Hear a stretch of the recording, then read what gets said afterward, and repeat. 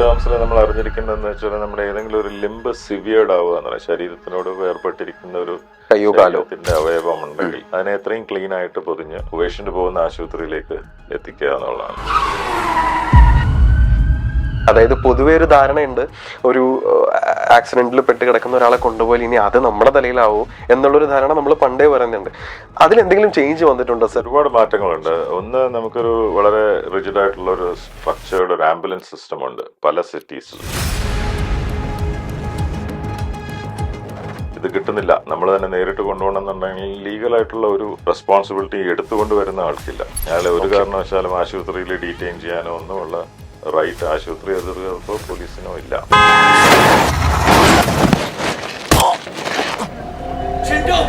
Helmet പോലീസിന് വേണ്ടി ഉപയോഗിക്കണം, ഹെൽമെറ്റ് നമുക്ക് വേണ്ടി ഉപയോഗിക്കണം. ഹെൽമെറ്റിന്റെ താടി തലയിൽ വെക്കുക, അല്ലെങ്കിൽ ബർക്കിളിടാതെ ഹെൽമെറ്റ് ഉപയോഗിക്കുക, ഇതെല്ലാം ഒരു വേസ്റ്റ് ഓഫ് എൻ എക്സസൈസ് ആണ്. നമ്മൾ ഈ ഹെൽമെറ്റ് വയ്ക്കുന്നതിനാണ് നമ്മുടെ തല പ്രൊട്ടക്ട് ചെയ്യാൻ പ്രോപ്പറായിട്ട് അത് വെക്കണം. പലപ്പോഴും നമ്മൾ കാണാറുള്ളതാണ്, വളരെ വേദനാജനകമായിട്ടുള്ളതാണ്. ഐസിയുവിന്റെ ഫ്രണ്ടിൽ ഹെൽമെറ്റും കൈ പിടിച്ച് ഫാദർ നിൽക്കുന്നു, മോളോ മോനോ കുഞ്ഞു കുട്ടി വീണ് തലച്ചോറ് ചെതറി ഐസിയുവിനകത്ത് കിടക്കും, ഹെൽമെറ്റ് ഇല്ല. അപ്പൊ അവിടെ നിൽക്കുന്ന അയാളുടെ വേദന, അയാൾ സ്വന്തമായിട്ട് പ്രൊട്ടക്ട് ചെയ്തിട്ടുണ്ട്, പക്ഷെ വണ്ടിയിലിരിക്കുന്ന കുഞ്ഞിനെ പ്രൊട്ടക്ട് ചെയ്തിട്ടില്ല. അത് മനഃപൂർവ്വം ചെയ്യുന്നില്ല, ഒരു അജ്ഞത കൊണ്ട് ചെയ്യുന്നതാണ്. അങ്ങനെയുള്ള കാര്യങ്ങളെല്ലാം ശ്രദ്ധിക്കണം. എല്ലാവർക്കും നമസ്കാരം. മൈൽസ്റ്റോൺ ഡോക്ടേഴ്സിൽ ഇന്ന് നമ്മുടെ കൂടെ ഉള്ളത് എറണാകുളം VPS ലേക്ക് ഷോർ ഹോസ്പിറ്റലിലെ brain and spine surgery division മേധാവിയായിട്ടുള്ള സുധീഷ് കരുണാകരൻ സാറാണ്. Sir, welcome to the show. Sir, നമുക്കറിയാം, നമ്മൾ ഒരുപാട് പ്രിക്കോഷൻസ് എടുത്താലും എത്രത്തോളം നമ്മൾ ആൾക്കാർ അവെയർ ആക്കിയാലും റോഡ് ആക്സിഡന്റ്സിന് ഒരു കുറവും തന്നെ ഇല്ല. ഇപ്പൊ ദിനം പ്രതി അത് വർദ്ധിച്ചുകൊണ്ടിരിക്കുകയാണ്. ഇപ്പൊ സാറിന്റെ ഡിവിഷൻ അല്ലെങ്കിൽ സാറിന്റെ ഹോസ്പിറ്റലിൽ ഓൺ എ ഡെയിലി ബേസിസ് ആവറേജിൽ എത്രമാത്രം റോഡ് ആക്സിഡന്റ് കേസസ് ആണ് റിപ്പോർട്ട് ചെയ്യപ്പെടുന്നത്? നമുക്ക് ഒരു സിംഗിൾ ഹോസ്പിറ്റലിലെ കാഷ്വാലിറ്റിയിൽ മാത്രം നമുക്ക് between 5 and 10 cases daily, minor to major. Total road അപകടങ്ങളിൽ കാഷ്വാലിറ്റി സന്ദർശിക്കുന്ന രോഗികളുടെ എണ്ണം ഒരു 5-നും 10-നും ഇടയ്ക്കാണ്. ടുവേർഡ്സ് ദ വീക്കെൻഡ് ആകുമ്പോൾ അതിന്റെ നമ്പർ കൂടും. ഫ്രൈഡേ സാറ്റർഡേ സൺഡേസിലൊക്കെ ഒരുപാട് നമ്പർ കൂടുതലാണ്. അപ്പൊ അതില് ഈ ഫ്രൈഡേ സാറ്റർഡേ സൺഡേ എനിക്ക് തോന്നുന്നു കൂടുതൽ ആൾക്കാരും ഈ വീക്കെൻഡ്സിന്റെ എൻജോയ്മെന്റ്സും അല്ലെങ്കിൽ റാഷ് ഡ്രൈവിംഗ്, ഇപ്പോ രാത്രി മദ്യപിച്ചിട്ട് വെള്ളം ഓടിക്കുക, വണ്ടി ഓടിക്കുക, അപ്പൊ അത് തന്നെയാണോ മേജർ റീസൺസ് ആയിട്ട് വരുന്നത്? എനിക്ക് പ്രധാന കാരണം നമ്പർ ഓഫ് വെഹിക്കിൾസ് ഏറ്റവും കൂടുന്നത് ഫ്രൈഡേ സാറ്റർഡേ സൺഡേസ്. എല്ലാവരും വീട്ടിൽ നിന്ന് പുറത്തേക്ക് ഇറങ്ങുന്നു, ഏതെങ്കിലും സ്ഥലം കാണാൻ പോകുന്നു, അല്ലെങ്കിൽ ഒരു ഔട്ടിങ്ങിന് പോകുന്നു. അപ്പൊ അത് കാരണം ഒരു number of vehicles on the road കൂടുന്ന ദിവസങ്ങൾ ഇതാണ്. സാധാരണ ഒരു പ്രവൃത്തി ദിവസങ്ങളിൽ ഒരുപക്ഷെ ഇത്രയും ആൾക്കാർ പുറത്തിറങ്ങുന്നുണ്ടാവില്ല. പിന്നെ അതിനോടനുബന്ധിച്ച് ഈ ഒരു മദ്യത്തിന്റെ ഉപയോഗവും എല്ലാം ഒരു കാരണമാകാം. ജനറലി വേൾഡ് ഓവർ ആ ഒരു വീക്കെൻഡ് സമയത്ത് ട്രാഫിക് കൂടുന്ന അനുസരിച്ച് ആക്സിഡൻസും കൂടുക എന്നുള്ളത് ഒരു നോർമൽ ആയിട്ടുള്ള ഒരു ഫിനോമിനനാണ്. പൊതുവെ നമ്മള് സാധാരണക്കാർ ജനങ്ങൾക്ക് റോഡിൽ ഒരു ആക്സിഡന്റ് കണ്ടു കഴിഞ്ഞാൽ എന്താ ഫസ്റ്റ് ചെയ്യേണ്ടതെന്നൊരു ഐഡിയ ഉണ്ടാവില്ല. നമ്മൾ മോസ്റ്റ്ലി നമ്മളൊന്ന് പരിഭ്രാന്തരായിട്ട് മാറി നിന്ന് കാണുക, ചുറ്റും കൂടി നിൽക്കുക, ഇതൊക്കെയാണ് നമ്മൾ പൊതുവെ ഒരു ആക്സിഡന്റ് നടക്കുന്ന ഒരു സ്പോട്ടിൽ നമ്മൾ കാണാറുള്ളത്. ശരിക്കും ഒരു ആക്സിഡന്റ് നടക്കുന്ന ഒരു സ്പോട്ടിൽ ഇപ്പോൾ ഒരു ആംബുലൻസ് വരുന്നതിന് മുന്നെയോ അല്ലെങ്കിൽ ഡോക്ടേഴ്സിന്റെ അടുത്ത് നമ്മൾ ആ ഒരു പേഷ്യന്റിനെ എത്തിക്കുന്നതിന് മുന്നെയോ നമുക്ക് എന്ത് ചെയ്യാൻ പറ്റും? കണ്ടു നിൽക്കുന്ന ആൾക്കാർക്ക് എന്താ ചെയ്യാൻ കഴിയുക അദ്ദേഹത്തിന്റെ ജീവൻ നിലനിർത്താൻ വേണ്ടിയിട്ട്? ഇതിന് വളരെ ഇന്റർനാഷണൽ ആയിട്ട് അക്സെപ്റ്റഡ് ആയിട്ടുള്ള കുറച്ച് നോംസ് ഉണ്ട്. Onlookers at the site of an accident ചെയ്യേണ്ട കാര്യങ്ങൾ വളരെ സിമ്പിൾ ആയിട്ട് പറഞ്ഞാൽ അതിന്റെ ഫസ്റ്റ് സ്റ്റെപ്പ് എന്ന് പറയുന്നത് നമ്മൾ സേഫ് ആണോ എന്നുള്ളത് നോക്കുക. നമ്മളൊരു ഓൺ ലുക്കറായിട്ട് നമ്മളൊരു ആക്സിഡന്റ് സീൻ കാണുമ്പോൾ നമ്മൾ സേഫ് ആണോ, അവിടെ ഒരു തീപിടുത്തമോ പൊട്ടിത്തെറിയോ അങ്ങനെ എന്തെങ്കിലും ഉണ്ടാവാൻ സാധ്യതയുണ്ടോ എന്നുള്ളതനുസരിച്ച് നമ്മളെ സേഫ് ആക്കുക. അതിനുശേഷം കഴിയുന്നതും അതിനകത്ത് ഒരാൾ ഒരു ലീഡർഷിപ്പ് എതിർത്തിട്ട് നമുക്ക് ഇതിനെ ഡീൽ ചെയ്യാൻ പറ്റുന്ന ഒരാളെ ഐഡന്റിഫൈ ചെയ്യുക. എന്തെങ്കിലും ഒരു മെഡിക്കൽ ബാക്ക്ഗ്രൗണ്ടോ ഒരു ട്രെയിനിങ്ങോ CPR ട്രെയിനിങ്ങോ ഒക്കെ കിട്ടിയ ഒരാളെ ഐഡന്റിഫൈ ചെയ്ത് അതും അയാൾക്ക് സഹായത്തിന് ആവശ്യമുള്ള ഒരു 3-4 പേര് ഒഴിച്ച് ബാക്കിയുള്ളവർ കഴിയുന്ന സ്പേസ് ഉണ്ടാക്കി കൊടുക്കുക. ഈ ഓൺ ലുക്കേഴ്സിന്റെ ഒരു തള്ളലും കൂടി നിന്ന് കാണാനുമുള്ള വീഡിയോ എടുക്കുക, അത് കഴിയുന്നതും നമ്മളത് ചെയ്യരുത്. പിന്നെ മൂന്നാമതൊരു കാര്യം, എത്രയും പെട്ടെന്ന് നിയറസ്റ്റ് ഒരു മെഡിക്കൽ ഫെസിലിറ്റി നമ്മൾ ഐഡന്റിഫൈ ചെയ്യുക. 4, നമ്മൾ ഇത് എങ്ങനെ ട്രാൻസ്പോർട്ട് ചെയ്യുന്നുള്ളതിനെ പറ്റി ഒരു ധാരണ. നമുക്ക് ആംബുലൻസ് പെട്ടെന്ന് കിട്ടുന്ന സ്ഥലമാണോ? ആണെങ്കിൽ ആംബുലൻസ് ആണ് ഏറ്റവും സേഫസ്റ്റ്. ആംബുലൻസ് ഇല്ലെങ്കിൽ നമ്മൾ എത്രയും വലിയ വണ്ടി ആളെ സ്ട്രെയിറ്റ് ആയിട്ട് കിടത്തിക്കൊണ്ട് മടക്കിയൊന്നും കൊണ്ടുപോകാത്ത ഓട്ടോയിലോ ഒക്കെ കൊണ്ടുപോകുന്നതിനെക്കാട്ടി നമുക്ക് സ്ട്രെയിറ്റ് ആയിട്ട് കിടത്തി കൊണ്ടുപോകാൻ പറ്റുന്ന ഒരു വണ്ടി ഐഡന്റിഫൈ ചെയ്യുക, അവരുടെ ഹെൽപ്പ് റിക്വസ്റ്റ് ചെയ്യുക, ആൻഡ് അതിനനുസരിച്ച് സേഫ് ആയിട്ട് ട്രാൻസ്പോർട്ട് ചെയ്യുക. ഈ 4 കാര്യങ്ങളാണ് മെയിൻ ആയിട്ട് ചെയ്യാൻ പറ്റുക. പിന്നെ അതിന്റെ കുറച്ചും കൂടെ ഒരു ട്രെയിൻഡ് ആയിട്ടുള്ള നോൺ മെഡിക്കൽ പേഴ്സൺസ് ഉണ്ടാവും ഈ ആക്സിഡൻസ് ഡീൽ ചെയ്യാനായിട്ടുള്ള. അങ്ങനെയുള്ളവർക്കുള്ള ഇൻസ്ട്രക്ഷൻസ് എന്ന് പറയുന്നത്, എവിടെയെങ്കിലും ഒരു ആക്റ്റീവ് ബ്ലീഡിംഗ് ഉള്ള ഒരു പോയിന്റ് ഉണ്ടെങ്കിൽ അവിടെ പ്രഷർ അപ്ലൈ ചെയ്യുക, കഴിയുന്നതും കഴുത്തും നട്ടിലും സ്ട്രെയിറ്റ് ആയിട്ട് കീപ്പ് ചെയ്യുക, ആളുടെ ഛർദ്ദിക്കുകയോ തുപ്പലോ ബ്ലീഡിങ് വായിന്ന് ബ്ലീഡിംഗ് ഒക്കെ ഉണ്ടെങ്കിൽ അത് ശ്വാസകോശത്തിലേക്ക് ഇറങ്ങി തടസ്സം വരാതിരിക്കാനായിട്ടുള്ള പൊസിഷനിൽ ചരിച്ചു കിടത്തി കൊണ്ടുപോവുക. ഇങ്ങനെയുള്ള കാര്യങ്ങളെല്ലാം അവരുടെ ട്രെയിനിങ്ങിന്റെ ഭാഗമായിട്ട് കൊടുക്കുന്നതാണ്. ഇപ്പം ഞാൻ ചെറുപ്പത്തിൽ കേട്ടിട്ടുള്ള ഒരു കാര്യമാണ്, ശരിയാണോന്ന് അറിയത്തില്ല, ഇതൊരു മിത്താണോന്ന് അറിയില്ല. നമ്മൾ പൊതുവെ പറയുന്നത്, ഇപ്പം മുതിർന്ന ആൾക്കാരൊക്കെ പറഞ്ഞു കേൾക്കുന്നത്, ഇപ്പോൾ ഒരു ആക്സിഡന്റ് ഉണ്ടാകുമ്പോൾ ഹെഡ് ഇഞ്ചുറി ഒക്കെ ഉണ്ടായിട്ട് ബ്ലീഡ് ആയാൽ പിന്നെയും കുഴപ്പമില്ല, അത് കമ്പയർ ചെയ്യുമ്പോഴത്തേനും ലെസ് ഇഷ്യൂ ആണ്.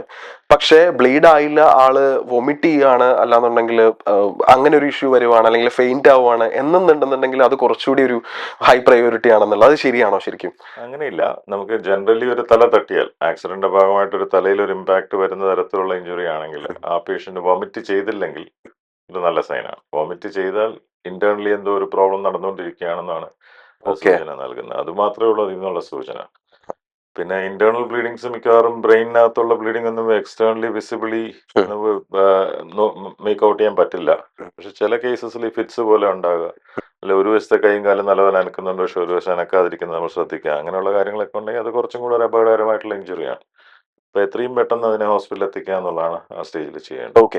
നമ്മളിപ്പോ ഒരു ആക്സിഡന്റ് സ്പോട്ടിൽ ഒരു ആക്സിഡന്റ് നടക്കുമ്പോൾ നമുക്ക് എങ്ങനെ മനസ്സിലാക്കാൻ പറ്റുക, അതായത് ഈ ഒരു രോഗി ആക്ച്വലി അത് വളരെ ക്രിട്ടിക്കൽ ആണ്, ഇപ്പം നമ്മൾ ഓഫ് കോഴ്സ് ബ്ലീഡിംഗ് ആണ്, ഇപ്പോൾ വലിയൊരു ഇഞ്ചുറി ആണെന്നുണ്ടെങ്കിൽ നമുക്ക് മനസ്സിലാവും. പക്ഷേ ചില ടൈമിൽ നമുക്ക് മനസ്സിലാവില്ല ആൾക്ക് എന്തെങ്കിലും ഇന്റർണൽ ബ്ലീഡിംഗ് ഉണ്ടോ, എന്തൊക്കെയാണ് ആൾ ഇപ്പൊ നേരിടുന്ന പ്രശ്നങ്ങൾ. ചിലപ്പോൾ നമ്മൾ പുറമേ നിന്ന് കാണുമ്പോൾ വലിയ ഇഷ്യൂസ് ഒന്നും ഉണ്ടാവില്ല. നമ്മൾ എങ്ങനെ അത് കറക്റ്റ് ഫിഗർ ഔട്ട് ചെയ്യുക, ഈ ആള് ആക്ച്വലി കുറച്ച് ക്രിട്ടിക്കൽ ആണ്, ഉടനെ തന്നെ ഒരു മെഡിക്കൽ അറ്റൻഷൻ വേണം, ഒരു സിമ്പിൾ ഇഞ്ചുറി അല്ല എന്നുള്ളത് നമ്മൾ എങ്ങനെ മനസ്സിലാക്കുക? നമ്മൾ ഒരു ലേമാൻ അസസ്മെന്റിനുള്ള പ്രോട്ടോകോൾസ് പലയിടത്തും ഡിസ്ക്രൈബ്ഡ് ആണ്, നെറ്റിലൊക്കെ സെർച്ച് ചെയ്താൽ കിട്ടും. നമ്മളൊരു അപകടം പറ്റിയ ഒരാൾ റോഡിൽ കിടക്കുന്ന ഒരാളുടെ അരികിലേക്ക് നമ്മളാണ് ആദ്യം എത്തുന്നതെങ്കിൽ നമ്മുടെ ഒരു ഫസ്റ്റ് ഇതെന്ന് പറഞ്ഞാൽ ആളുടെ പൊസിഷൻ അനക്കരുത്, ആളുടെ കോൺഷ്യസ്നെസ് ലെവൽ നമ്മൾ അസസ് ചെയ്യണം. സിമ്പിളായിട്ട് പേരെന്താണ്, എവിടെയാണ് വീട്, കോഹിയറൻ്റ് ആയിട്ട് ആൻസർ ചെയ്യുന്നുണ്ടോ, സംസാരിക്കാൻ ബുദ്ധിമുട്ടുണ്ടോ, സംസാരിക്കുന്നുണ്ടെങ്കിൽ ഒരു പടി സേഫ് ആണ്. Okay okay. രണ്ടാമത്, നിങ്ങൾക്ക് എവിടെയാണ് വേദന തോന്നുന്നത്, എവിടെയെങ്കിലും പ്രയാസങ്ങൾ തോന്നുന്നുണ്ടോ, കൈക്കോ കാലിനോ നെഞ്ചിനോ വയറിനോ. അപ്പോൾ അത് നമുക്കൊരു എവിടെയാണ് ഇഞ്ചുറി എന്നുള്ളതിന് ഒരു പോയിന്റർ നമുക്ക് കിട്ടും. പെയിൻ എവിടെയാണെന്ന് അവർക്ക് റെസ്പോണ്ട് ചെയ്യാൻ പറ്റുകയാണെങ്കിൽ. റെസ്പോണ്ട് ചെയ്യാത്ത ഒരു രോഗിയാകുമ്പോൾ നമ്മൾ പിന്നെ ശ്രദ്ധിക്കേണ്ടത് നമുക്ക് ആളുടെ ശ്വാസത്തിന്റെ ക്രമം എങ്ങനെയുണ്ട്. വളരെ നോർമൽ ആയിട്ടുള്ള രീതിയിൽ ശ്വാസം എടുക്കുകയാണോ അതോ കഷ്ടപ്പെട്ട് ശ്വാസതടസ്സം അനുഭവിക്കുന്ന ഒരാളാണോ എന്നുള്ളത്. അതൊരു common cause for death at the site ആണ് ഈ ശ്വാസതടസ്സം എന്ന് പറയുന്നത്. Okay okay. അപ്പൊ ശ്വാസതടസ്സമുള്ള പേഷ്യൻസ് ആണെങ്കിൽ അവരുടെ പതുക്കെ നമ്മൾ എയർവേ പൊസിഷൻ ചെയ്യാന്ന് പറയും. താടി പതുക്കെ മുകളിലോട്ട് പോക്കി അവരുടെ എയർവേ ഒന്ന് സ്ട്രെയിറ്റ് ആക്കി കൊടുത്താൽ ചെറിയ എന്തെങ്കിലും ഒബ്സ്ട്രക്ഷൻ ഒക്കെ ഉണ്ടെങ്കിൽ അത് മാറിക്കിട്ടും, അവർ കുറച്ചും കൂടെ കംഫർട്ടബിൾ ആവാൻ പറ്റും. ഓക്കെ. അപ്പം ഈ എയർവേ ഒബ്സ്ട്രക്ഷൻ, ശ്വാസം എടുക്കാനുള്ള പ്രയാസം കാണിക്കുന്ന രോഗികൾ, ബോധമില്ലാത്ത രോഗികൾ, ഇങ്ങനെയുള്ള രോഗികൾക്കൊക്കെ ഹൈ പ്രയോറിറ്റി കൊടുക്കണം. ചിലപ്പോൾ ഒരു ആക്സിഡന്റിൽ ഒന്നിലധികം ഇഞ്ചുറി ഉള്ള ആൾക്കാരാണ്. അപ്പം ഇങ്ങനെയുള്ള രോഗികളെ ആദ്യമേ ആശുപത്രിയിൽ എത്തിക്കാനായിട്ട് ഒരു ട്രയാജ് എന്ന് പറയും. ഒരു ഓക്കെ. 5 6 രോഗികൾ പരിക്ക് പറ്റി കിടക്കുകയാണെങ്കിൽ അതിൽ ഏത് രോഗിയെ ആദ്യം ഷിഫ്റ്റ് ചെയ്യണം എന്നുള്ളതിനകത്തും ഈ കാര്യങ്ങളൊക്കെ നമ്മളെ ഹെൽപ്പ് ചെയ്യും. Okay okay assess okay. ചെയ്ത് കഴിഞ്ഞാൽ. Okay okay.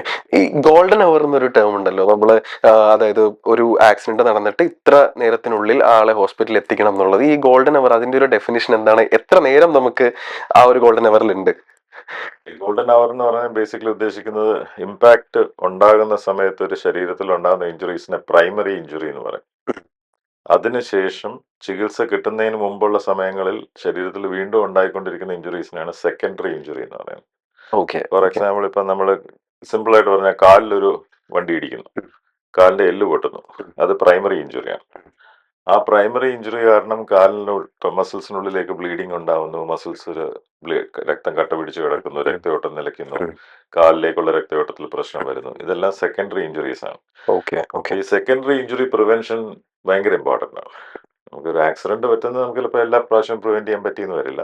പക്ഷെ അത് കാരണമുള്ള സെക്കൻഡറി ഇഞ്ചുറീസ് വരാതിരിക്കണമെങ്കിൽ എത്രയും പെട്ടെന്ന് നമുക്ക് ഈ പ്രൈമറി ഇഞ്ചുറിയെ ട്രീറ്റ് ചെയ്യണം. അതിനകത്ത് ഈ ഗോൾഡൻ അവർ എന്ന് പറഞ്ഞാൽ, അതായത് ഓഡിറ്റ്സ് നടത്തിയിട്ട് പല പാശ്ചാത്യ രാജ്യങ്ങളിലുള്ള ആശുപത്രികളിലും കണ്ടുപിടിച്ചിട്ടുള്ളതാണ്. നമ്മളൊരു 1 അവർ കഴിഞ്ഞ് ഒരു ഹോസ്പിറ്റലിൽ എത്തുന്ന രോഗിയും 1 അവറിനുള്ളിൽ ഹോസ്പിറ്റലിൽ എത്തുന്ന രോഗിയുടെ ഔട്ട്കമ്മിൽ ഭയങ്കര ഡിഫറൻസ്. ഓക്കെ. നമ്മളൊരു 100 രോഗികളെ എടുക്കുകയാണെങ്കിൽ ഒരുപക്ഷെ 80 രോഗികളോളം നല്ല ഔട്ട്കമ്മോട് കൂടി തിരിച്ചു വരുന്ന 1 മണിക്കൂറിനുള്ളിൽ എത്തിയാൽ 1 മണിക്കൂർ കഴിയുമ്പോൾ 80 എന്നുള്ളത് ഒരുപക്ഷെ 40 ആവും. അതായത് ഈ സെക്കൻഡറി ഇഞ്ചുറിയുടെ ആഘാതം കൂടുന്നു എന്നുള്ളത്. കൂടുതലാവും. അപ്പൊ ഈ ഓക്കെ 1 ഓക്കെ. അവറിനുള്ളിൽ എത്തിക്കാൻ പറ്റിയാൽ അങ്ങനെയുള്ള പേഷ്യൻസിന്റെ സർവൈവൽ ഔട്ട്കംസും അവരുടെ ക്വാളിറ്റി ഓഫ് സർവൈവലും എല്ലാം ഭയങ്കര ബെറ്റർ ആയിരിക്കും.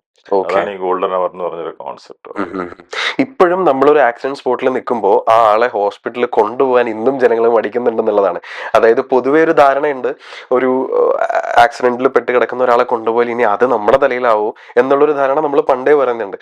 അതിലെന്തെങ്കിലും ചേഞ്ച് വന്നിട്ടുണ്ടോ സാർ? ഇപ്പൊ ഇന്ന് എത്രത്തോളം ഈസിയാണ് ഒരാൾക്ക്, അതായത് ഒരു പൊതുജനത്തിന് ഒരു ഹോസ്പിറ്റലിൽ ഒരാളെ, ഒരു ആക്സിഡന്റ് സ്പോട്ടിൽ നിന്ന് ഒരാളെ എത്തിക്കാൻ, ഇനി അതിന്റെ പുറകെ എന്തെങ്കിലും നൂലാമാലകളുണ്ടോ? എത്രത്തോളം മാറ്റമുണ്ട് ഇന്ന്? ഒരുപാട് മാറ്റങ്ങളുണ്ട്. ഒന്ന്, നമുക്കൊരു വളരെ റിജിഡ് ആയിട്ടുള്ള ഒരു സ്ട്രക്ചേർഡ് ഒരു ആംബുലൻസ് സിസ്റ്റം ഉണ്ട് പല സിറ്റീസിലും. കേരളം എന്ന് പറയുന്നത് മൊത്തം ഒരു സിറ്റിയാണല്ലോ. അപ്പോൾ പല സ്ഥലങ്ങളിലും വളരെ പെട്ടെന്ന് തന്നെ ആംബുലൻസിനെ എത്തിക്കാൻ പറ്റും. അതിന് വിളിക്കേണ്ട നമ്പേഴ്സ് ഉണ്ട്, ടോൾ ഫ്രീ നമ്പേഴ്സ് ആണ്, അങ്ങനെ ഹെൽപ്പ് ചെയ്യാൻ പറ്റും. ഇത് കിട്ടുന്നില്ല, നമ്മൾ തന്നെ നേരിട്ട് കൊണ്ടുപോകണമെന്നുണ്ടെങ്കിൽ ലീഗലായിട്ടുള്ള ഒരു റെസ്പോൺസിബിലിറ്റി എടുത്തുകൊണ്ട് വരുന്ന ആൾക്കില്ല. അയാളെ ഒരു ഓക്കെ. കാരണവശാലും ആശുപത്രിയിൽ ഡീറ്റെയിൻ ചെയ്യാനോ ഒന്നുമുള്ള റൈറ്റ് ആശുപത്രി അധികൃതർക്കോ പോലീസിനോ ഇല്ല. അവർക്ക് എപ്പോൾ വേണമെങ്കിലും ലീവ് ചെയ്യാം. ആ പേഷ്യന്റ് സേഫ് ആണെന്ന് പറഞ്ഞാൽ അപ്പം തന്നെ പോകാം. ഓക്കെ. ഓക്കെ. പക്ഷെ അദ്ദേഹത്തിന്റെ ഡീറ്റെയിൽസ് എഴുതി വെക്കും. എന്തെങ്കിലും ഒരു തെളിവ് ശേഖരണത്തിന്റെ ഭാഗമായിട്ടൊക്കെ പോലീസിനെ കോൺടാക്ട് ചെയ്യേണ്ട ആവശ്യമുണ്ടെങ്കിൽ അതിന്റെ ഡീറ്റെയിൽസ് എഴുതി വെക്കും എന്നുള്ളത് ഒഴിച്ചു കഴിഞ്ഞാൽ അങ്ങനെ യാതൊരു രീതിയിലുള്ള ഒരു ഹാസലും ഇല്ല. ഇന്ന് ഒരുപാട് പേര് ഒട്ടും പരിചയമില്ലാത്ത ആൾക്കാരെ ആശുപത്രിയിൽ എത്തിക്കാനായിട്ട് സന്നദ്ധമായിട്ട് മുന്നോട്ട് വരുന്നു. ഓക്കെ.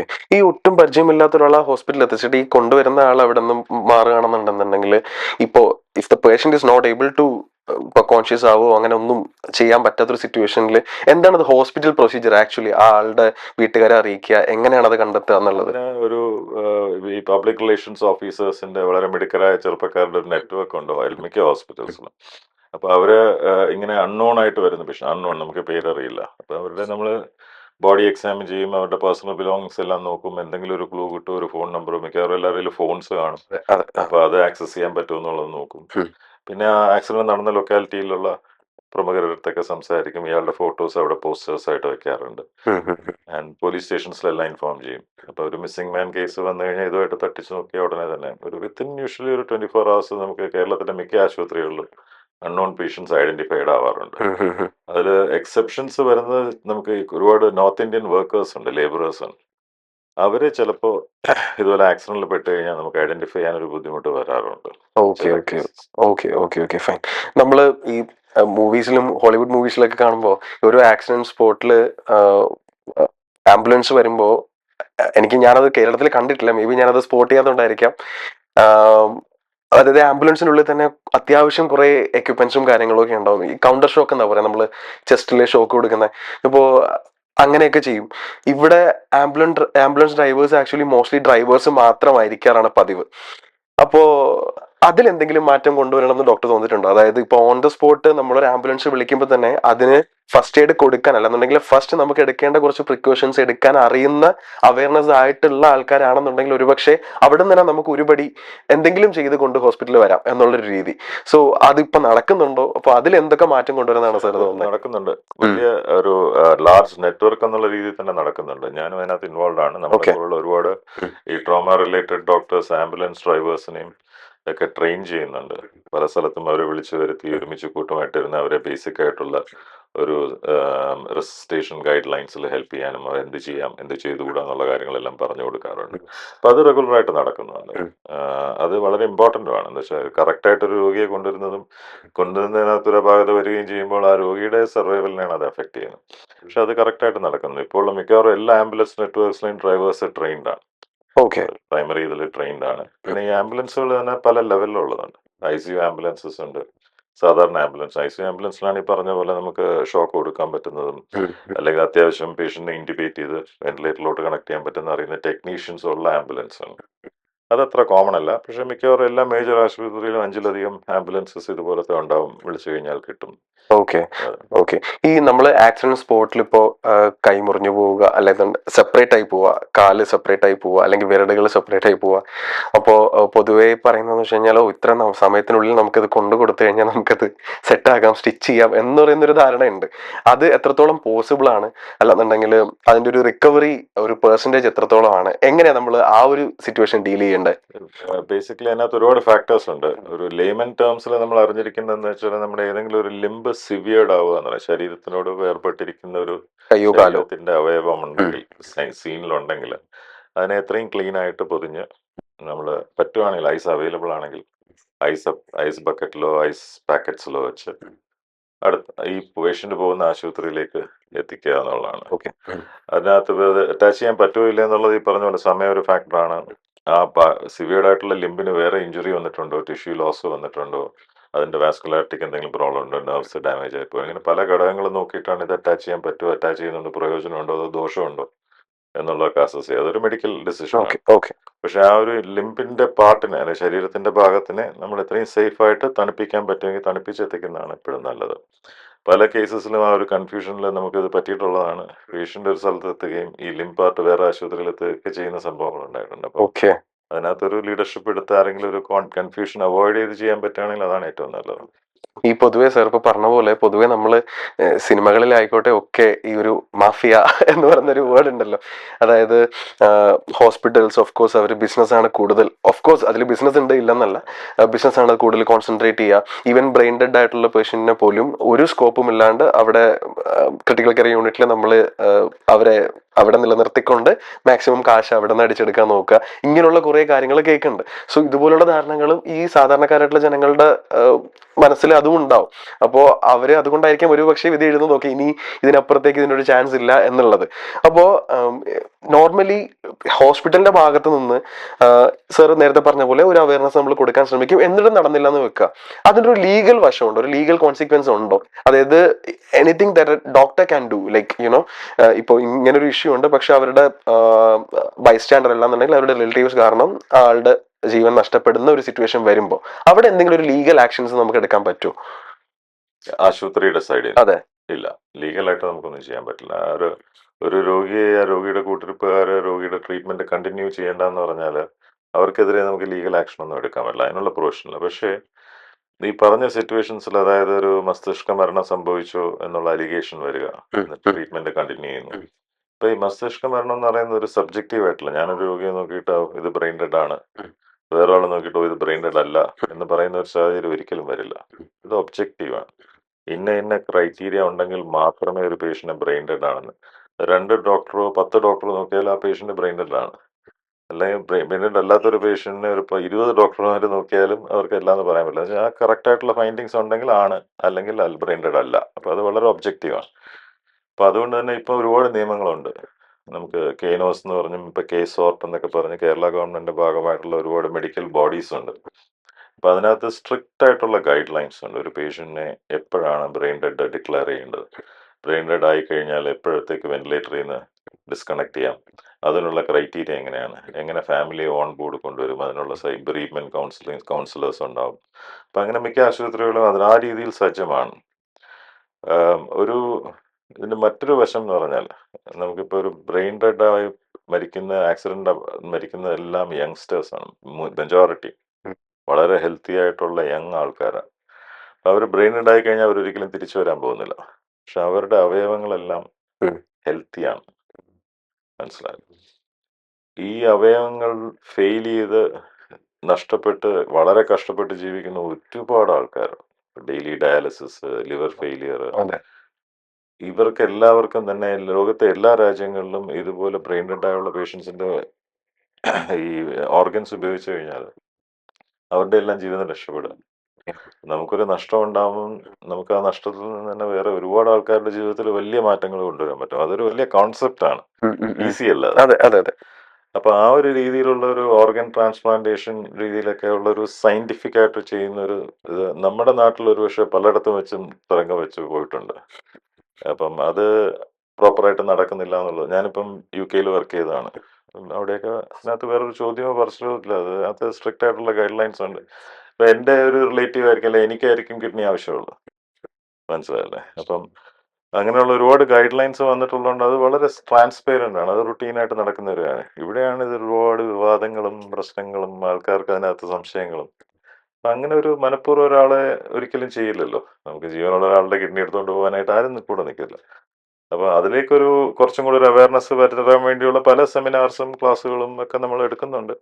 ഇതൊരു മാറ്റം കണ്ടു തുടങ്ങിയിട്ടുണ്ട്. പക്ഷെ ഇപ്പോഴും ഒരു പൂർണ്ണമായിട്ടുള്ള ഒരു നിലയിൽ എത്തിയിട്ടില്ല. ഇപ്പൊ സാർ പറയുന്നത് ഇപ്പൊ നമ്മൾ വെസ്റ്റേൺ കൺട്രീസിൽ നോക്കുകയാണെന്നുണ്ടെങ്കിൽ അവരെ വെച്ച് കമ്പയർ ചെയ്യുമ്പോൾ നമ്മൾ ഇപ്പോഴും അവിടെ എത്തിയിട്ടില്ല എന്നുള്ളതാണ്. ഒരിക്കലും. ഓക്കെ. അവിടെ നമ്മള് ഒരൊറ്റ ബ്രെയിൻ ഡെഡ് പേഷ്യന്റ് ഓർഗൻ പോലും അവർ വേസ്റ്റ് ആകാൻ അവർ സമ്മതിക്കില്ല. Legally it is not allowed. Okay. അപ്പൊ മനസ്സിലായോ? നമുക്ക് അങ്ങനെ ഒരു ലീഗൽ സിസ്റ്റം ഇല്ല എന്നുള്ളതാണ്. നമുക്ക് കൺസെന്റ് ഉണ്ടെങ്കിലേ എടുക്കാൻ പറ്റുള്ളൂ. ഓക്കെ.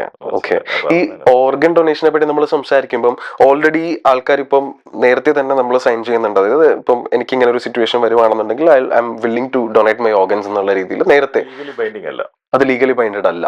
ഇപ്പൊ എനിക്ക് എന്റെ ഓക്കെ. ഓർഗൻസ് പ്ലെഡ്ജ് ചെയ്യാം. പ്ലെഡ്ജിങ് എന്നാണ് പറയുന്നത്. ആ നമുക്ക് പ്ലെഡ്ജ് ചെയ്ത് ആ എന്റെ ഓർഗൻസ് എനിക്ക് എന്താ ഞാൻ ബ്രെയിൻ ഡെഡ് ഉള്ള സിറ്റുവേഷനിൽ എത്തുകയാണെങ്കിൽ ആ എടുത്തോളൂ ആ എന്ന് പറഞ്ഞ് പ്ലെഡ്ജ് ചെയ്യാം. ഓക്കെ. ഈ സിറ്റുവേഷൻ നമ്മൾ ഫേസ് ചെയ്യുന്നതാണ് റിയൽ ലൈഫിൽ.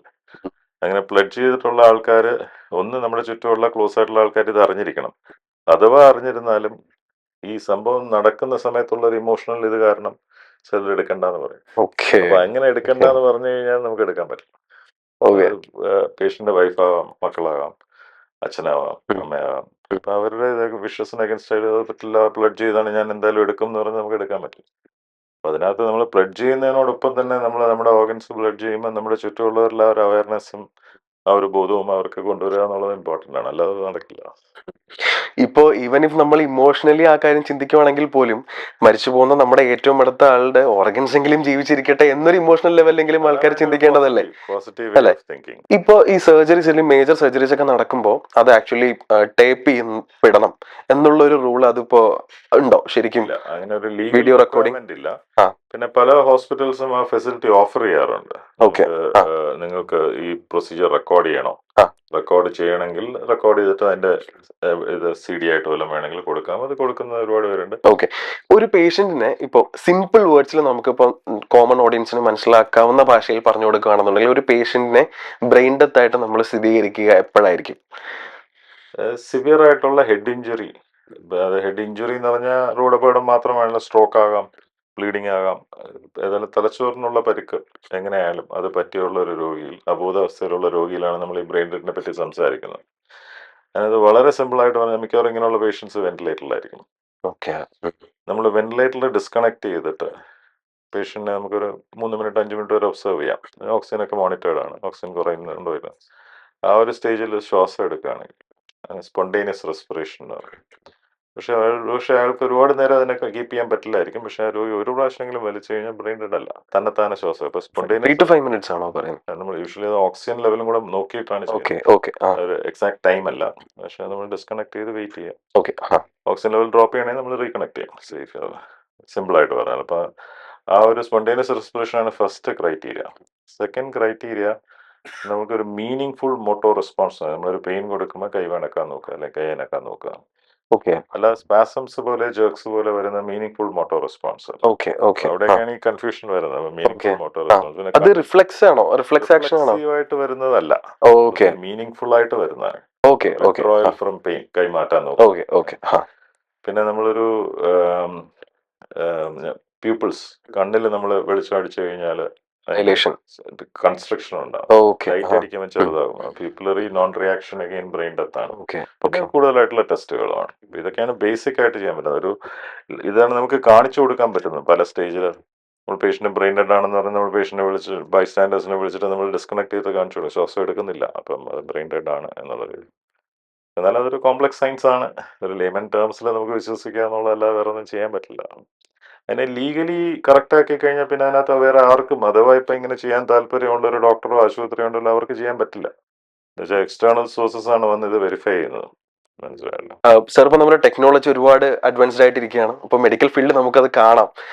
ഇപ്പോൾ ഹാർട്ട് ട്രാൻസ്പ്ലാന്റേഷൻ ഒക്കെ ഇപ്പോൾ നമ്മൾ ഒരു 10-15 വർഷം മുന്നേ വരെ വളരെ ലൈക്ക് പേടിച്ച് നോക്കി കണ്ടിരുന്ന ഒരു കാര്യം ഇപ്പോൾ വളരെ ഈസി ആയിട്ട് പല ഹോസ്പിറ്റൽസിലും നടക്കുന്നു. നമ്മൾ ബ്രെയിൻ അല്ലാന്നുണ്ടെങ്കിൽ നമ്മുടെ സ്പൈൻ ആ ഒരു രീതിയിൽ സംസാരിക്കുകയാണെന്നുണ്ടെങ്കിൽ എത്രത്തോളം ഡെവലപ്ഡ് ആണ് ഇപ്പോൾ നമ്മുടെ ടെക്നോളജി, എന്തൊക്കെയാണ് നമുക്ക് ഇനി കാണാൻ പറ്റുക? നമുക്ക് രണ്ടും സെപ്പറേറ്റ് ആണ്. അപ്പം ഞാൻ സ്പൈനിനെ പറ്റി ആദ്യം സംസാരിക്കും. സിമ്പിളായിട്ട് പറയുകയാണെങ്കിൽ ഞാൻ ഈ ന്യൂറോ സർജറി ഫീൽഡിലേക്ക് വന്നിട്ട് ഇപ്പം 30 വർഷം അടുപ്പിച്ചാകുന്നു. അപ്പം ഇനിഷ്യൽ സ്റ്റേജസിലൊക്കെ നമ്മൾ വർക്ക് ചെയ്യുമ്പോൾ ഒരു സ്പൈനിന് ഫ്രാക്ചർ, ഒരു ആക്സിഡൻറ്റോടുകൂടി വരുന്ന ഒരു പേഷ്യൻ്റ് ഉണ്ടെങ്കിൽ വളരെ വിദൂരമല്ലാത്ത കാലത്ത് നമ്മൾ ഫുൾ പ്ലാസ്റ്റർ ഇടും. കഴുത്ത് തൊട്ട് തൊട വരെ പ്ലാസ്റ്റർ ഇട്ട് പേഷ്യൻ്റ് ഇങ്ങനെ കിടത്തും. സ്പൈൻ സ്പൈക്ക എന്ന് പറയും. നമ്മൾ ഓക്കെ. അനക്കാതെ കിടത്തും. ഈ പൊട്ടിയ എല്ല് കൂടാനായിട്ട് മിനിമം ഒരു 18 മാസം, ചിലരിൽ 2 വർഷം, 1.5 വർഷം, 2 വർഷം ഇതുപോലെ കിടക്കുക, ഒരു ജോലിയോ ഒരു മീനിങ് ആയിട്ടുള്ള ഒന്നും ചെയ്യാൻ പറ്റില്ല, റെസ്റ്റ് ആണ്. കംപ്ലീറ്റ് ബെഡ് റെസ്റ്റ് ആവുക, ഈവൻ ബാത്റൂമിൽ പോകുന്നതിനകത്ത് തന്നെ ട്യൂബ് ഇടുക, ബുദ്ധിമുട്ട് അങ്ങനത്തെ. ഞാൻ പല രോഗികളും മരിച്ചു പോകും ഈ കിടത്തുമ്പോൾ തന്നെ. ആൾക്കാർ പ്രത്യേകിച്ച് പ്രായമായവരുടെ പ്രശ്നങ്ങൾ വരും. അതിൽ നിന്ന് മാറി ഇന്നത്തെ സ്ഥിതിയിൽ നമുക്കൊരു സ്പൈൻ ഫ്രാക്ചർ പേഷ്യൻ്റ് വന്നു കഴിഞ്ഞാൽ കീ ഹോളായിട്ട് 2 സെന്റിമീറ്റർ ഇൻസെഷൻ വഴി നമ്മൾ സ്ക്രൂസ് കടത്തി അതിനെ ഫിക്സ് ചെയ്ത് അടുത്ത ദിവസം പേഷ്യനെ നടത്തിക്കാൻ. ഓ. അതാണ് ടെക്നോളജി വന്ന വ്യത്യാസം. അത് മൈൻഡ് ബോഗ്ലിംഗ് ആണ്. നമുക്ക് ഒരു കാരണവശാലും ഇത് രണ്ടും കണ്ടിട്ടുള്ള ഒരു വ്യക്തി എന്നുള്ള നിലയ്ക്ക്. അപ്പോൾ spine surgery has become so safe. അതിനകത്ത് ഇപ്പം നാവിഗേഷൻ, നമ്മൾ ഈ കാറിൽ നാവിഗേഷൻ ഉണ്ട്. അതായത് നമുക്കിപ്പം അറിഞ്ഞൂടാത്ത ഒരു രാജ്യത്ത് പോയിട്ട് നമുക്ക് ഒരു സ്ഥലത്ത് നിന്ന് വേറൊരു സ്ഥലത്ത് പോകണമെങ്കിൽ നമുക്കിന്നൊരു പേടിയില്ല. കാറ് നമുക്ക് പറഞ്ഞു തരും ഏത് വഴി പോകണം. അതെ. അതേപോലെ ഇപ്പം സർജറിക്കകത്തും വന്നിട്ടുണ്ട്. നമ്മൾ സ്കിന്നിൽ നിന്ന് തുടങ്ങി നമുക്ക് ഇന്ന സ്ഥലത്ത് പോകണം എന്നുള്ളത് നമ്മൾ പ്ലാൻ ചെയ്ത് നേരത്തെ ഇമേജിൽ പ്ലാൻ ചെയ്ത് കഴിഞ്ഞാൽ ഈ കമ്പ്യൂട്ടറൈസ്ഡ് ആയിട്ട് നമ്മളെ അവിടെ കൊണ്ടെത്തിക്കും. And it's so safe. സർജനും കോൺഫിഡൻ്റ് ആണ്, പേഷ്യൻറ്റും കോൺഫിഡൻ്റ് ആണ്, കോംപ്ലിക്കേഷൻസ് വളരെ കുറവാണ്, ആൻഡ് ഹോസ്പിറ്റലിൽ നിൽക്കുന്ന ദിവസങ്ങളുടെ എണ്ണവും വളരെ കുറവാണ്.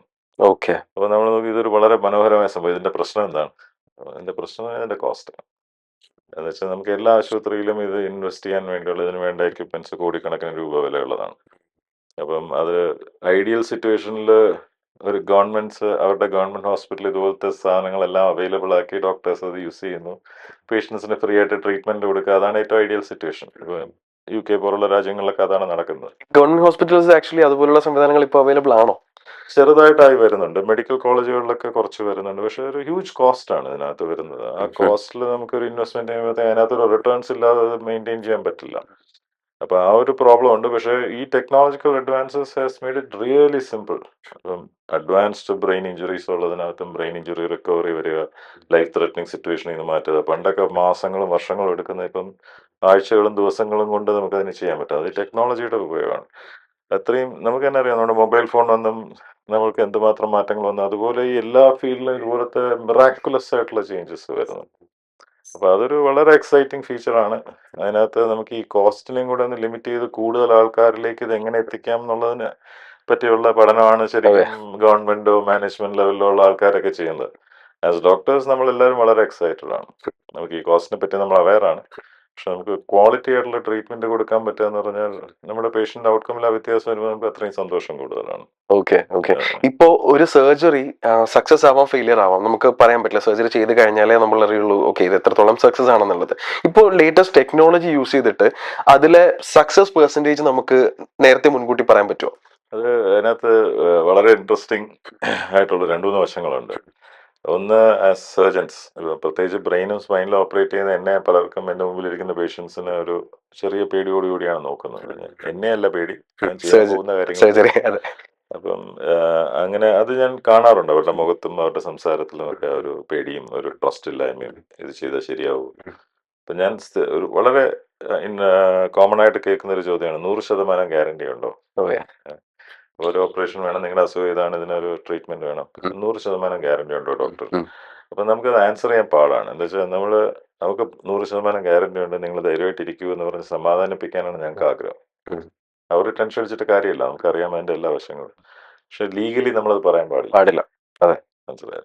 ലീഗലി ആ ഒരു ട്രീറ്റ്മെന്റ് ഇതിനകത്ത് വേണ്ട എല്ലാ വശങ്ങളും രോഗിയെ പറഞ്ഞ് മനസ്സിലാക്കുക എന്നുള്ള ഡോക്ടറിന്റെ ലീഗൽ റെസ്പോൺസിബിലിറ്റിയാണ്. എൻ്റെ മുമ്പിലിരിക്കുന്ന ഒരു 60 വയസ്സോ 70 വയസ്സോ ഉള്ള ഒരു അമ്മയുടെ അടുത്ത് ഞാൻ അതിന്റെ എല്ലാ വശങ്ങളും പറഞ്ഞു കൊടുത്തു കഴിഞ്ഞാൽ അവരപ്പം അവിടെ വീഴും. അതെ. അപ്പം ആ ഒരു സിറ്റുവേഷനകത്ത് ജഡ്ജ് ചെയ്ത് അതിൻ്റെ ഇടയ്ക്കൂടെ നടക്കുക എന്ന് പറയുന്നത് ഒരു കുറച്ച് ഡിഫിക്കൽട്ടി ഉള്ളതാണ്. ആ ഒരു നടക്കുന്നതിനൊരു കോൺഫിഡൻസ് വരുന്നതാണ് ഈ ടെക്നോളജിക്കൽ അഡ്വാൻസ്. നമ്മുടെ കയ്യിൽ ഈ എക്യുപ്മെന്റ്സ് ഉണ്ടെങ്കിൽ അതിസങ്കീർണമായിട്ടുള്ള സർജറിയും നമുക്ക് ഫെയർലി സേഫ് ആയിട്ട് ചെയ്യാൻ പറ്റും എന്നുള്ളൊരു കോൺഫിഡൻസ് ഉണ്ടെങ്കിൽ 100% ഓക്കെ ആണോ, ഗ്യാരണ്ടി ഉണ്ടോ എന്ന് ചോദിക്കുന്ന ആളുടെ അടുത്ത് കോൺഫിഡൻ്റ് ആയിട്ട് ഓക്കെ നിങ്ങൾ പേടിക്കേണ്ട, കുറച്ച് പ്രശ്നങ്ങൾ വരാം പക്ഷെ നമുക്ക് ശരിയാക്കാം, ആ ഒരു കോൺഫിഡൻസ് നമ്മുടെ കൂടും. മനസ്സിലായോ? ഈ പറഞ്ഞ ഇൻഷുറൻസ് നമ്മൾ ശരിക്കും പറഞ്ഞാൽ നമുക്കൊരു ആപത്തോ അല്ലെങ്കിൽ ഒരു അസുഖം അല്ലാന്നുണ്ടെങ്കിൽ സർജറി അല്ലാന്നുണ്ടെങ്കിൽ ഈ പറഞ്ഞ പോലെ ഒരു ആക്സിഡന്റ് ഒക്കെ വരുമ്പോഴാണ് നമ്മൾ ആലോചിക്കുക ഈ ഒരു ഇൻഷുറൻസ് എടുത്തിരുന്നെങ്കിൽ കൊള്ളാം എന്നുള്ളത്. ഈ സാധാരണക്കാർക്കും അഫോർഡബിൾ ആയിട്ടുള്ള രീതിയിലുള്ള സ്കീമുള്ള ഇൻഷുറൻസസ് ഇപ്പോൾ ഒരുപാട് അവൈലബിൾ ആണ്. എന്നാലും സാറ്, എനിക്ക് ഉറപ്പാണ് ഓൺ എ ഡെയിലി ബേസിസ് സാറും കാണുന്നുണ്ടാവും ഇൻഷുറൻസ് എന്താണെന്ന് പോലും അറിഞ്ഞുകൂടാത്ത സാധാരണക്കാരുള്ള ജനങ്ങൾ. അവരോട് സാറിന് എന്താണ് പറയാനുള്ളത്? മണ്ടത്തരമാണ് ശരിക്കും പറഞ്ഞാൽ, ഭൂലോക മണ്ടത്തരമാണ്. ഞാൻ ആ മണ്ടത്തരം ചെയ്തിട്ട് അത് മനസ്സിലാക്കുന്ന അവസ്ഥയിൽ നിൽക്കുന്ന രോഗികളെ ഡെയിലി കാണും, ആൾക്കാരെ ഡെയിലി കാണുന്നു. ഇൻഷുറൻസ് എടുക്കാതിരിക്കുക, മദ്യപിച്ചിട്ട് വാഹനം ഓടിക്കുക. ഇതിന്റെ പ്രോബ്ലം എന്താണെന്നറിയോ? ഇപ്പം മദ്യപിച്ച് ഞാനൊരു ബൈക്ക് എടുത്ത് ഓടിക്കുന്നു. എനിക്കൊരു ആക്സിഡന്റ് പറ്റുന്നു. പോകുന്ന ഫസ്റ്റ് ആശുപത്രി, അത് ചെറിയ ക്ലിനിക്ക് ആയിക്കോട്ടെ, സർക്കാർ ആശുപത്രി എവിടെയാണെങ്കിലും അവിടെ അവര് സ്മെൽ ഓഫ് ആൽക്കഹോൾ പ്ലസ് എന്ന് എഴുതി വെക്കും. എന്നിട്ട് ഇത് നമ്മൾ അവിടുന്ന് വേറെ ചിലപ്പോൾ മേജർ ഇഞ്ചുറി ആണെങ്കിൽ വേറെ മേജർ പ്രൈവറ്റ് ഹോസ്പിറ്റലിലോട്ട് വരും. ഫോർ എക്സാമ്പിൾ ലേക്ക് ഷോർ ആശുപത്രിയിലേക്ക് വരും. അപ്പോൾ നമ്മൾ പേഷ്യൻറ്റ് ട്രീറ്റ് ചെയ്യാനുള്ള കാര്യങ്ങളൊക്കെ പറഞ്ഞു തന്നു. അപ്പോൾ ഒരു ഇൻഷുറൻസ് ഉണ്ട്, ഇൻഷുറൻസ് ക്ലെയിം ചെയ്യാം. ഇൻഷുറൻസ് സെക്ഷനിൽ പോകുമ്പോഴത്തേക്കും അവർ അവിടുത്തെ ഡോക്യുമെന്റ് മറ്റേ ആദ്യം പോയ ക്ലിനിക്കിലെ ഡോക്യുമെന്റ് എടുക്കും. അതിൽ സ്മെൽ ഓഫ് ആൽക്കഹോൾ കണ്ട ഇമ്മീഡിയറ്റ് റിജക്ഷൻ, ഓക്കെ. ഒരു പൈസ കിട്ടില്ല. അപ്പോൾ വന്നിട്ട് സാർ ഇത് മാറ്റി തരാൻ പറ്റുമോ, ഇതിൽ സ്മെൽ ഓഫ് ആൽക്കഹോൾ മാറ്റിയിട്ട് വേറെ സർട്ടിഫിക്കറ്റ് തരൂ. അപ്പം നമ്മൾ പിന്നെ നിയമവശാൽ സാധ്യത ഇല്ലാത്ത കാര്യങ്ങളിലേക്കാണ് കിടക്കുന്നത്. അപ്പം നമ്മുടെ കയ്യിലുള്ളതല്ല അത്, നമുക്കത് ചെയ്യാൻ പറ്റും. ഇത് എത്രയോ കോൺവെർസേഷൻസ് നടക്കുന്നത്. അപ്പം ഇങ്ങനെയുള്ള കാര്യങ്ങൾ നമുക്കറിയാം. നമ്മൾ മദ്യപിച്ച് വണ്ടി ഓടിക്കാൻ പറയാം, നമുക്കറിയാം, നമുക്കൊരു അപകടം വന്ന ഇൻഷുറൻസ് ഉണ്ടെങ്കിൽ നമുക്ക് നല്ലതാണ്. പക്ഷെ നമ്മൾ ചെയ്യൂല. അപ്പോൾ ആ മൈൻഡ് സെറ്റ് മാറണം. നമ്മൾ ആദ്യം നമ്മളെ സേഫ് ആക്കണം. ഇൻഷുറൻസ് എടുക്കണം. ഹെൽത്ത് ഇൻഷുറൻസ് മസ്റ്റാണ്. വണ്ടികളുണ്ടെങ്കിൽ അതിനകത്ത് തേർഡ് പാർട്ടി മാത്രം പോരാ, കോംപ്രിഹെൻസീവ് ആയിട്ടുള്ള ഇൻഷുറൻസ് ചെയ്യണം. ചെറിയ തുകയാണ്, പക്ഷെ അത് വലിയ വലിയ തുകകളിൽ നിന്ന് നമ്മളെ രക്ഷിക്കും. സാർ നിരവധി റോഡ് ആക്സിഡന്റ്സുമായിട്ട് റിലേറ്റ് ചെയ്തിട്ടുള്ള ഇഞ്ചുറീസും അതുപോലുള്ള സർജറീസും ഒക്കെ സാറിന്റെ മുന്നിൽ വരാറുണ്ട്. അപ്പോൾ സാറിന് മനസ്സിലാവുമല്ലോ, അതായത് ഈ ഇന്ന കാര്യങ്ങൾ കൊണ്ടാണ് ഏറ്റവും കൂടുതൽ ഇഞ്ചുറി വരുന്നത്, കാഷ്വാലിറ്റിയിൽ വരുന്നതെന്നുള്ളത്. അപ്പോൾ ആ രീതിയിൽ തിങ്ക് ചെയ്യുമ്പോൾ ഇന്നത്തെ യൂത്താണ് കൂടുതലും ആക്സിഡന്റുമായിട്ട് വരുന്നതെന്നും സാർ പറഞ്ഞു. അപ്പോൾ അവരോട് സാറിന് എന്താ പറയാനുള്ളത്? So what is the precaution? നമ്മൾ എപ്പോഴും പറയുന്നതാണ് ഹെൽമെറ്റ് ധരിക്കുക, സീറ്റ് ബെൽറ്റ് ഇടുക എന്നൊക്കെ ഉള്ളത്. സോ അതിലുപരി സാറിന് എന്താണ് അവരോട് പറയാൻ പറ്റുക? ബേസിക്കലി നമ്മുടെ സുരക്ഷ നമ്മുടെ കയ്യിലാണ്. ഇപ്പൊ ഇന്ന് നമ്മൾ റോഡിൽ സഞ്ചരിക്കുമ്പോൾ നിങ്ങൾ എല്ലാവരും ശ്രദ്ധിച്ചു കാണും. ഇപ്പം 4 വീലേഴ്സ് യൂസ് ചെയ്യുന്നവരാണെങ്കിൽ ശ്രദ്ധിച്ചു, ഈവൻ 2 വീലേഴ്സ് യൂസ് ചെയ്യുന്നവരാണെങ്കിൽ ശ്രദ്ധിച്ചു കാണും. ചിലർ വളരെ നിയമം പാലിക്കാതെ റാഷായിട്ട് ലെഫ്റ്റ് സൈഡിൽ കൂടെ, എന്തൊരു ധൃതി കാരണമാണ് ലെഫ്റ്റ് സൈഡിൽ കൂടെ ഓവർടേക്ക് ചെയ്യുക, വലിയ ട്രക്കിന്റെ സൈഡിൽ കൂടെ ഫ്രണ്ടിൽ കൂടെ വന്ന് പെട്ടെന്ന് എടുത്ത് പോവുക. ഇതിലൊന്നും ആ ട്രക്കുകാരനൊരു കുഴപ്പമില്ല, ഇത് കണ്ടുകൊണ്ടിരിക്കുന്നവർക്ക് ഒരു കുഴപ്പമില്ല. ഇതിന് ആപ്പാടെ കുഴപ്പം സംഭവിക്കാൻ സാധ്യതയുള്ള ഒരാളെ ഉള്ളത് നമ്മൾ. അതെ. അപ്പൊ അത് നമ്മൾ ചെയ്യരുത്. നമ്മുടെ സേഫ്റ്റി, എസ്പെഷ്യലി 2 വീലേഴ്സ്, ഞാനും 2 വീലർ ഓടിക്കുന്ന ആളാണ്. നമ്മൾ 2 വീലേഴ്സ് ഓടിക്കുമ്പോൾ നമ്മളാണ് ഏറ്റവും വൾണറബിൾ. ആ റോഡിൽ ഏറ്റവും അപകട സാധ്യതയുണ്ട്, അപകടം സംഭവിക്കാൻ സാധ്യതയുള്ള ആൾ എക്സ്പോസ്ഡ് ആണ് നമ്മുടെ ഫുൾ ബോഡി. നമ്മൾ എക്സ്പോസ്ഡ് ആണ്. നമ്മളെ സൂക്ഷിച്ചില്ലെങ്കിൽ ഇപ്പൊ ഒരു കാറിന്റെ ഫ്രണ്ടിലോട്ട് നമ്മൾ റാഷായിട്ട് കയറി പോകുന്നു, എന്നിട്ട് ആ കാറുകാരൻ നമ്മളെ നോയിക്കോട്ടോ എന്ന് വിചാരിക്കുന്നതിൽ ലോജിക്കില്ല. ഇടിക്കും. തട്ടിക്കഴിഞ്ഞാൽ കാറിലിരിക്കുന്ന ആൾക്ക് അപകടം ഉണ്ടാവാനെക്കാട്ടും കൂടുതൽ സാധ്യത നമുക്കാണ്. അപ്പൊ ആ ഒരു റാഷണൽ തിങ്കിങ് വേണം. 2, ഹെൽമെറ്റ് ഉപയോഗിക്കുക എന്നുള്ളത് മാത്രമല്ല, ഹെൽമെറ്റ് പോലീസിന് വേണ്ടി ഉപയോഗിക്കരുത്. ഹെൽമെറ്റ് നമുക്ക് വേണ്ടി ഉപയോഗിക്കണം. ഹെൽമെറ്റിന്റെ താടി തലയിൽ വെക്കുക, അല്ലെങ്കിൽ ബക്കിൾ ഇടാതെ ഹെൽമെറ്റ് ഉപയോഗിക്കുക. ഇതെല്ലാം ഒരു വേസ്റ്റ് ഓഫ് എൻ എക്സസൈസ് ആണ്. നമ്മൾ ഈ ഹെൽമെറ്റ് വെക്കുന്ന എന്തിനാണ്? നമ്മുടെ തല പ്രൊട്ടക്ട് ചെയ്യാൻ. പ്രോപ്പറായിട്ട് അത് വെക്കണം. ചെറിയ ദൂരങ്ങൾ പോവുകയാണെങ്കിൽ ഇതിൽ വെക്കണം. 3, സീറ്റ് ബെൽറ്റ് ഉപയോഗിക്കുക. പോലീസിന് വേണ്ടിയല്ല, നമുക്ക് വേണ്ടിയാണ്. പ്രത്യേകിച്ച് കുട്ടികളുമായിട്ട് കാറിൽ യാത്ര ചെയ്യുമ്പോൾ അവരെ സുരക്ഷിതമായിട്ട് പ്രൊട്ടക്ട് ചെയ്യത്തക്ക രീതി പലപ്പോഴും നമ്മൾ കാണാറുള്ളതാണ്. വളരെ വേദനാജനകമായിട്ടുള്ളതാണ്. ഐസിയുവിന്റെ ഫ്രണ്ടിൽ ഹെൽമെറ്റും കൈ പിടിച്ച് ഫാദർ നിൽക്കുന്നു, മോളോ മോനോ കുഞ്ഞു കുട്ടി വീണ് തലച്ചോറ് ചെതറി ഐസിയുവിനകത്ത് കിടക്കുന്നു, ഹെൽമെറ്റ് ഇല്ല. അപ്പൊ അവിടെ നിൽക്കുന്ന അയാളുടെ വേദന, അയാൾ സ്വന്തമായിട്ട് പ്രൊട്ടക്ട് ചെയ്തിട്ടുണ്ട്, പക്ഷേ വണ്ടിയിലിരിക്കുന്ന കുഞ്ഞിനെ പ്രൊട്ടക്ട് ചെയ്തിട്ടില്ല. അത് മനഃപൂർവ്വം ചെയ്യുന്നില്ല, ഒരു അജ്ഞത കൊണ്ട് ചെയ്യുന്നതാണ്. അങ്ങനെയുള്ള കാര്യങ്ങളിലെല്ലാം ശ്രദ്ധിക്കണം. ഒരുപാട് മാറ്റങ്ങൾ വരുത്താൻ പറ്റും. ഞാൻ ഏറ്റവും ലാസ്റ്റ് ഒരു റീൽസ് കണ്ടതാണ്. നമ്മൾ റീൽസ് കണ്ട് എത്രത്തോളം ശരിയാണെന്ന് അറിയത്തില്ല. ഇപ്പോൾ ഇൻസ്റ്റാഗ്രാമിലുള്ള പലരും ഡോക്ടേഴ്സ് ആവുന്ന അവസ്ഥയാണ്. ബട്ട് സ്റ്റിൽ ചോദിക്കുകയാണ്, ഈ നമ്മൾ ഹാർട്ട് ട്രാൻസ്പ്ലാന്റ് ചെയ്യുന്ന പോലെ ബ്രെയിനിന്റെ പാർട്സ് നമുക്ക് ട്രാൻസ്പ്ലാന്റ് ചെയ്യാനോ അല്ലാന്നുണ്ടെങ്കിൽ ഒരു വ്യക്തിയിൽ നിന്ന് വേറൊരു വ്യക്തിയിലോട്ട് മാറ്റാനോ ഒക്കെ അത് പോസിബിൾ ആണോ? അത് എത്രത്തോളം നടക്കുന്ന കാര്യമാണ്, അല്ലെങ്കിൽ അത് ഫ്യൂച്ചറിൽ എപ്പോഴെങ്കിലും നടക്കാനുള്ള ചാൻസ് ഉണ്ടോ? ഫ്യൂച്ചറിൽ നടക്കാനുള്ള ചാൻസ് ഉണ്ടെന്ന് വിശ്വസിക്കുന്ന ആളാണ്. പക്ഷെ ആസ് ഓഫ് നൗ വളരെ റൂഡിമെന്ററി സ്റ്റേജ് ആണ്. ഒരു സക്സസ്ഫുൾ ബ്രെയിൻ ട്രാൻസ്പ്ലാന്റ് ഇന്ന് വരെ നടന്നിട്ടില്ല ലോകത്തൊരിടത്തും.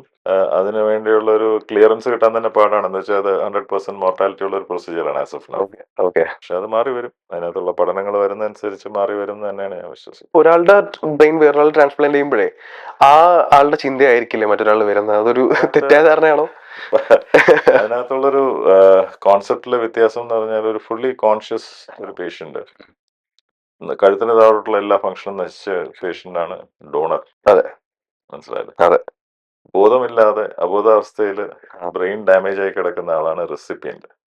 Yes. അയാളുടെ ബാക്കി ഫംഗ്ഷൻ എല്ലാം ഓക്കെയാണ്. അതെ. അപ്പൊ ഇയാളിലേക്ക് ഈ പുതിയ ബ്രെയിൻ വരുമ്പോൾ ഇയാളുടെ ബ്രെയിൻ മറ്റേയാളുടെ ശരീരം യൂസ് ചെയ്യാണ്. അപ്പൊ ഇതിനകത്ത് ആരാണ് ഡോണർ, ആരാണ് റെസിപ്പിയന്റ് അതായിരുന്നു എന്റെ കോംപ്ലക്സ് ഒരു കോൺസെപ്റ്റ് ആണ്. ഓക്കെ ലക്ലി അതിനെ പറ്റി ഒന്നും ഇപ്പൊ ആലോചിക്കേണ്ട സമയമായിട്ടില്ല. ഓക്കെ മേ ബി ഫ്യൂച്ചറിൽ നമുക്ക് അതിനൊക്കെയുള്ള ഉത്തരം കിട്ടും. And of course technology advanced ആയിക്കൊണ്ടിരിക്കുന്നു. മേ ബി നമ്മുടെയൊക്കെ മക്കളുടെ കാലമൊക്കെ ആകുമ്പോൾ നമ്മൾ മേ ബി ബ്രെയിൻ സർജറി അല്ലാന്നുണ്ടെങ്കിൽ ബ്രെയിൻ ട്രാൻസ്പ്ലാന്റേഷനെ പറ്റി ഒരുപാട് കേൾക്കേണ്ടിയും കാണേണ്ടിയും ഒക്കെ വരട്ടെ. സോ എന്തായാലും thank you so much sir. നമുക്കറിയാം സാറിന്റെ ഒരു ബിസി ഷെഡ്യൂൾ നമുക്ക് ഇത്രയും നേരം നമ്മളോട് സ്പെൻഡ് ചെയ്തു. ആൻഡ് വളരെ ജനറൽ ആയിട്ട് നമുക്ക് പ്രേക്ഷകർക്ക് മനസ്സിലാവുന്ന രീതിയിൽ കുറെ കാര്യങ്ങൾ ഡിസ്കസ് ചെയ്തു. Thank you so much. Thank you sir.